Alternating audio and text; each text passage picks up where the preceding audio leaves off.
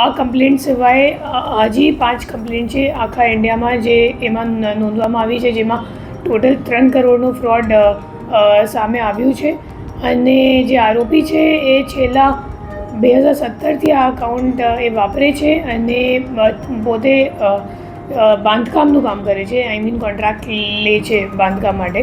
અને અત્યારે એમને કામ મળતું નહોતું, તો ત્યારે ફાઇનાન્શિયલ સર્વિસીસ અને ક્રાઇમમાં લાગી ગયું હતું. અને હવે આ દિશામાં તપાસ ચાલુ છે કે આરોપી જેને કરંટ અકાઉન્ટ આપ્યું હતું ટ્રાન્ઝેક્શન કરવા માટે, તો એ માણસને પકડવા માટે અત્યારે અમારી તપાસ ચાલુ છે.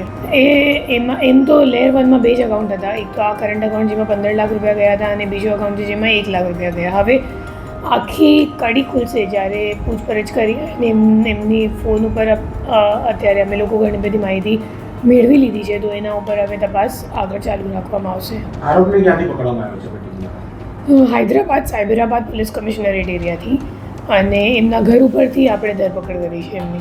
એકચ્યુઅલી મૂળ તો ઓડિશાનું વતની છે અને લાંબા સમયથી હૈદરાબાદ રહે છે, અને એમનું મેઇન કામ બાંધકામનું છે. પણ છેલ્લા 2-3 વર્ષથી એમને કંઈક કોન્ટ્રાક્ટ મળતું નહોતું, તો પછી એ આ દિશામાં આવી ગયું છે. એમના ટેલિગ્રામ અને વોટ્સએપ ચેટ ઉપર ઘણું બધું USDT ટ્રાન્ઝેક્શન્સ અને દુબઈનું ટ્રાન્ઝેક્શન્સ એવી રીતનું ઘણું બધી ચેટ અમે લોકોને મળ્યું છે. તો આ દિશામાં આપણું તપાસ ચાલુ છે.